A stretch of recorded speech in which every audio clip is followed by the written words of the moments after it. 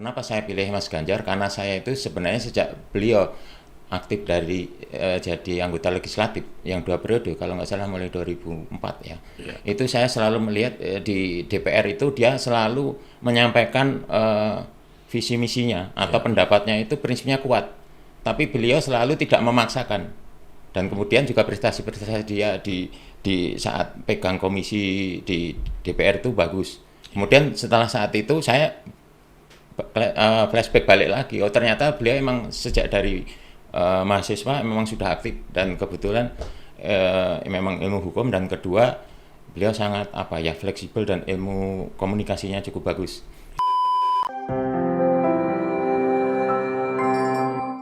Selamat datang di podcast Rumah Bersama Pelayan Rakyat Bandung. Hari ini kita kedatangan tamu istimewa, Mas Budi yang akrab dipanggil dengan Mas BP, seorang pegiat sepak bola dan pegiat sosial. Kita akan ngobrol-ngobrol, bincang-bincang menarik dengan beliau. Selamat siang Mas Budi. Selamat siang Bang Roy. Ya, tolong perkenalkan kepada semua yang menyaksikan podcast kita ini. Baik, terima kasih. Selamat siang kepada para pendengar atau penonton dari podcast Rumah Bersama Pelayan Rakyat.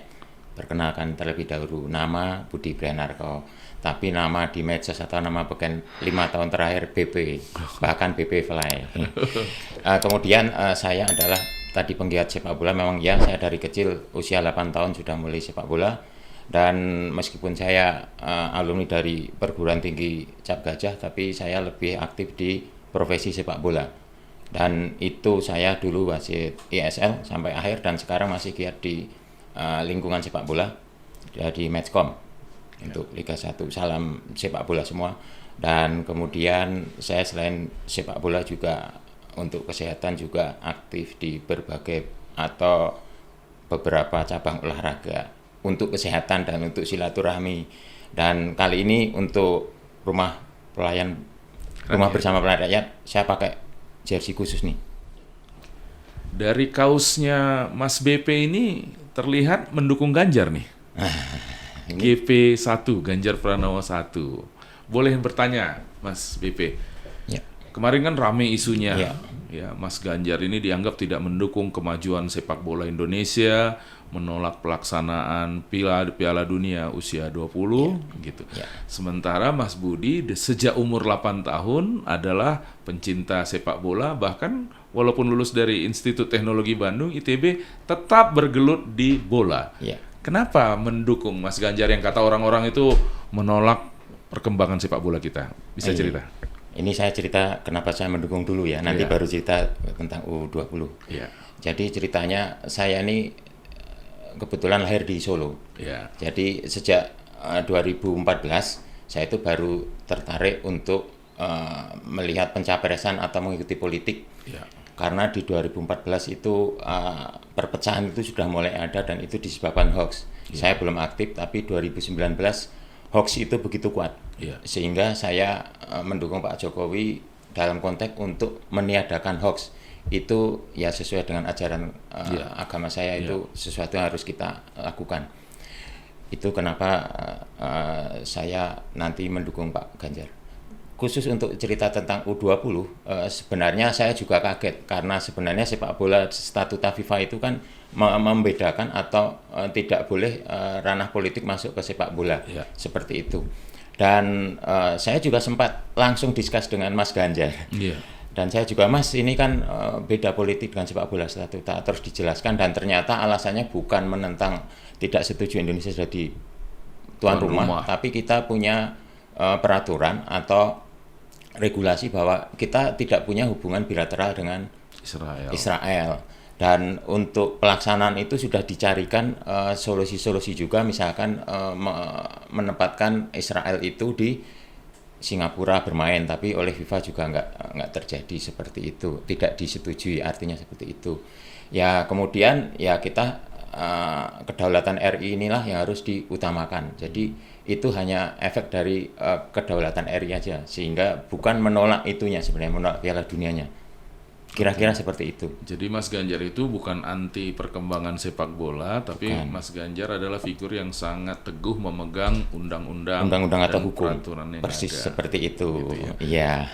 Dan itu Mas BP ngobrol langsung, dapat penjelasan langsung dengan Mas Ganjar. Iya, kebetulan karena Mas Ganjar itu kan ini dekat sekali dengan rakyat dan saya rakyat biasa tapi bisa melakukan komunikasi walaupun by WA. Oke, ya luar biasa. Terus kemudian apa yang Mas Bambang lakukan, Mas BP lakukan, Mas Budi lakukan untuk memenangkan Ganjar ini? Oke, jadi sebelum menjawab itu yang dilakukan, tentunya tadi saya sambung terlebih dahulu bahwa kenapa saya pilih Mas Ganjar, karena saya itu sebenarnya sejak beliau aktif dari jadi anggota legislatif yang 2 periode, kalau nggak salah mulai 2004 ya. Itu saya selalu melihat di DPR itu dia selalu menyampaikan visi misinya atau pendapatnya itu prinsipnya kuat, tapi beliau selalu tidak memaksakan. Dan kemudian juga prestasi-prestasi dia di saat pegang komisi di DPR itu bagus. Kemudian setelah saat itu saya flashback balik lagi, oh ternyata beliau emang sejak dari mahasiswa memang sudah aktif dan kebetulan memang ilmu hukum, dan kedua beliau sangat fleksibel dan ilmu komunikasinya cukup bagus. Nah kemudian kalau usaha-usaha apa itu tentunya ada 2 hal. Yang satu saya bergabung di relawan, relawan Ganjar. Dalam hal ini adalah Ganesha Sigap atau Sigap itu alumni ITB yang mendukung Mas Ganjar. Yang kedua tentunya juga saya secara pribadi itu mengajak, pertama kali yang dilakukan adalah branding. Itu penting sekali. Karena tidak semua orang berani untuk membranding diri saya mendukung siapa. Karena dengan berbagai ketakutan dan sebagainya. Kalau saya beranikan, kenapa? Pertama kalau kita branding, itu teman-teman orang lingkungan siapa itu tahu bahwa saya dukung Ganjar. Sehingga kalau mereka yang sepaham pasti akan japri, dan itu banyak. Baik lewat medsos maupun secara langsung, secara ketemu. Sehingga mereka juga menanyakan, seperti misalkan Bang Roy yang tanyakan kenapa di Ganjar dan sebagainya. Itulah kesempatan saya untuk menjelaskan bagi mereka yang belum tahu. Dan ada perbedaan yang mendasar Bang Roy, 2014 atau 2019 dengan sekarang. Kalau 2014-2019 itu sebenarnya terjadi polarisasi yang cukup kuat, dan itu tidak bagus untuk Indonesia. Sampai ada istilah cebong kampret dan sebagainya. Sekarang kan nggak ada kan sebenarnya. Nah sebenarnya sekarang itu menurut saya tadinya adalah pesta demokrasi yang benar-benar gembira. Tapi karena ada sesuatu, mesti Bang Roy tahu sendiri, kejadian ya pemimpin kita agak belok pemimpinnya sekarang, sehingga jadi unpredictable sebenarnya seperti itu. Nah, contoh yang saya lakukan, ada teman dari NTT cerita, wah di sini sekarang dukung 02 Pak gini-gini, dengan alasan termasuk tadi tentang Israel. Jadi kesempatan saya untuk menjelaskan dia, tolong jelaskan ke teman-teman, saya berikan informasi-informasi data dan literasi tentang yang mereka butuhkan. Dan juga selain sigap tadi ya, secara pribadi saya masuk ke komunitas-komunitas lain, karena misalkan saya juga aktif di lari juga ya, kemudian banyak kegiatan sosial di angkatan saya. Kemudian juga saya ikut goes. Hanya yang perlu diperhatikan, yang saya lakukan adalah saya melihat komunitas itu. Saya masih mengutamakan silaturahmi. Karena the power of silaturahmi itu luar biasa. Jadi kapan saatnya saya soft campaign, kapan saatnya saya agak hard atau itu kira-kira. Oke. Nah kemudian Mas BP sendiri melihat program-programnya Mas Ganjar gimana nih saat ini? Ya, sebenarnya kalau program Mas Ganjar ini kan sebenarnya sudah dilakukan sebagian besar itu. Kenapa saya bilang sudah dilakukan? Karena beliau selama 2 periode di Jawa Tengah, 10 tahun, itu program itu di semua bidang. Itu dilakukan. Dan sekarang itu ditingkatkan ke lingkungan nasional, lebih luas lagi. Seperti contoh misalkan tentang SMK boarding ya, yang tadi pasti udah tahu. Itu untuk syaratnya cuma satu, itu keluarga miskin, di situ sekolah, hidup, makan dan sebagainya itu udah tertanggung seperti itu. Kemudian yang lain itu banyak sekali program yang seperti untuk stunting kesehatan, itu kalau di Jateng dulu nginceng bareng mau meteng dan sebagainya, itulah itu sudah ada. Kemudian itu ditingkatkan ke nasional. Kemudian yang luar biasa, yang ini menjawab keraguan publik tentang apakah yang sudah dilakukan pemerintahan Jokowi, khususnya tentang bantuan BLT itu, bantuan langsung tunai itu dilanjutkan atau tidak. Nah itu sebenarnya dijawab bahwa program yang sudah bagus itu dilanjutkan. Ada program PIP, kartu itu Program Indonesia itu ada PKH, kesehatan dan sebagainya, justru Pak Ganjar dipermudah lagi. Semua itu disatukan, tidak punya 6 kartu harus bisa satu-satu, tapi ini jadi satu kartu, itu kartu KTP Sakti. KTP Sakti. Itu dari 21 program yang terakhir KTP Sakti. Ya.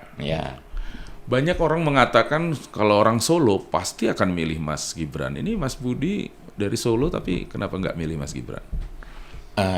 Sekali lagi tadi bukan karena kedekatan geografi atau suku dan sebagainya. Jadi salah tapi, itu ya? Salah, dan di Solo sendiri sebenarnya enggak kok. Ada salah satu gerakan yaitu Solo bukan Gibran gimana seperti itu. Tapi saya lebih apalagi kita ya intelektual lah istilahnya, informasi banyak, harus berdasarkan itu data fakta. Jadi jangan berdasarkan katanya framing seperti itu, jangan. Tapi kita kumpulkan literasi dari, nah kebetulan saya milih itu juga karena banyak info dari A1 istilahnya, dari orang-orang dekatnya Mas Ganjar, orang dekatnya Pak Prabowo, orang dekatnya Pak Anies. Jadi bukan hanya karena orang dekatnya Pak Ganjar saja. Mas BP punya teman-teman dari 3 kelompok itu ya? Ya, kita orang Indonesia kan, kita semua itu kan satu, kita kan bersaudara, orang Timur bersaudara. Gitu. Mas BP, apa sih tantangan yang dihadapi dalam mendukung Mas Ganjar ini? Iya, ini berhubungan dengan awal saya mendukung Mas Ganjar. Jadi saya itu kan termasuk awal ya. Jadi setelah ada COVID ya, tahun 2019 ya, hampir selesai. Tahun 2020 saya sudah mulai. Siapa nanti presiden kita? Saya setelah searching tadi, setelah berbagai data, informasi, literasi, Mas Ganjar ini. Saya langsung Mas Ganjar gitu. Nah, saat itu dibully lah. Dibully lah. Sampai dibully. Itu yang berat di awal itu. Masih lama. Bagi saya gini Pak Roy, pemimpin itu nggak akan tercipta dalam 1-2 tahun, nggak akan. Pasti tinggal kita pilih yang ada. Nah, dari yang ada itu, nama-nama yang ada itu bisa 5-10 orang. Saya sudah yakin dengan track record kinerja dan kepribadian Mas Ganjar nanti. Maka saya deklarasi pribadi ini. Sebelum relawan-relawan yang lain nanti bergabung itu malah membuli saya. Tapi sekarang mereka semua barengan. Dibully karena dianggap terlalu cepat mendahului. Terlalu cepat gitu. Ternyata apa yang Mas BP yakini itu yang terjadi. Dan sekarang mereka mendukung. Oke. Kemudian yang di lapangan ini yang bagi saya ini juga untuk teman-teman lain ini. Kita harus kenali psikologi. Jadi orang kumpul di mana itu kita tahu ini kita masuk dari mana gitu. Nggak hanya sekedar kaos langsung masuk. Kalau saya seperti itu. Kadang saya ngobrol dulu baru ini, kadang juga langsung kasih kaos. Dan paling singkat kalau waktu misalkan ini ketemu Bang Roy, ketemu orang yang lagi mengatur lalu lintas itu, Pak Ogah itu saya tetap bisa. Paling gampang itu kan gini, kasih kaos 03 dukung orang baik. Itu paling simpel. Nah, kalau ada di warung kopi kita ngobrolnya panjang, bisa jelaskan program, bisa kenal dan sebagainya. Tapi paling gampang kita dukung orang baik. Itu suka dukanya ya. Dukanya. Dan waktu di canvassing di pasar-pasar saya juga itu memang mental dan kebiasaan. Tapi asik itu canvassing atau menyapa rakyat itu bagi saya pengalaman yang setiap 5 tahun itu menyenangkan, itu seni sendiri. Dan kata Mas Ganjar kita harus tetap bergembira. Nggak pernah kan lihat Mas Ganjar ini cemberut, murung gitu. Menurut Mas BP apa tindakan yang paling penting kita lakukan sekarang untuk memenangkan Mas Ganjar? Untuk memenangkan Mas Ganjar harus turun ke masyarakat seluas mungkin, masuk ke semua yang kita punya komunitas, jelaskan dan ajak mereka untuk pilih pemimpin yang benar, pilih pemimpin yang terbaik saat ini. Kalau ada orang semua buruk ya pilih yang terbaik dari yang terburuk, sama aja ketemunya. Pilih terbaik dari yang terburuk juga Mas Ganjar, pilih terbaik dari yang terbaik, putra terbaik juga Mas Ganjar. Itu. Oke, jadi kita semua dimanapun kita berada, lakukan sesuai kemampuan kita untuk mengajak masyarakat. Betul. Gitu ya Mas BP? Betul. Oke. Mas BP tentu ada pesan-pesan yang bisa disampaikan kepada sesama pegiat sepak bola yang mungkin masih trauma terhadap Mas Ganjar, ya. Silakan Mas disampaikan kepada pegiat sepak bola, olahragawan dan lain-lain. Baik, kepada semua khususnya pegiat sepak bola, bahwa Mas Ganjar sangat mendukung tentang PSSI dan kemajuan sepak bola di Indonesia. Karena Mas Ganjar juga seorang penggiat olahraga, saya pun juga penggoes dan juga runner. Jadi kalau di sepak bola itu sportivitas dijunjung tinggi. Jadi kita harus sportif, memimpin pemimpin yang baik. Pemimpin yang baik ya kita katakan baik, pemimpin yang terbaik yang kita katakan terbaik. Dan untuk pesan untuk Mas Ganjar dan Pak Mahfud, maju terus Pak. Insya Allah rakyat mendukungmu dan Allah meridhoimu. Salam 303. Jangan lupa tanggal 14, Mas. Jangan lupa semua yang punya hak untuk memilih DPT, masuk DPT, berbondong-bondong ke TPS masing-masing, coblos nomor 3 dan kawal hasilnya. Iya. Damai Indonesia. Oke. Terima kasih buat semua yang menyaksikan podcast Rumah Bersama Pelayan Rakyat Bandung. Kita akan tampilkan lagi narasumber-narasumber lain yang menarik sehingga memperkaya wawasan kita. Sampai ketemu lagi di podcast Rumah Bersama Pelayan Rakyat Bandung. Mas Budi, terima kasih. Sama-sama. Sukses selalu. Sukses untuk Anda juga. Iya.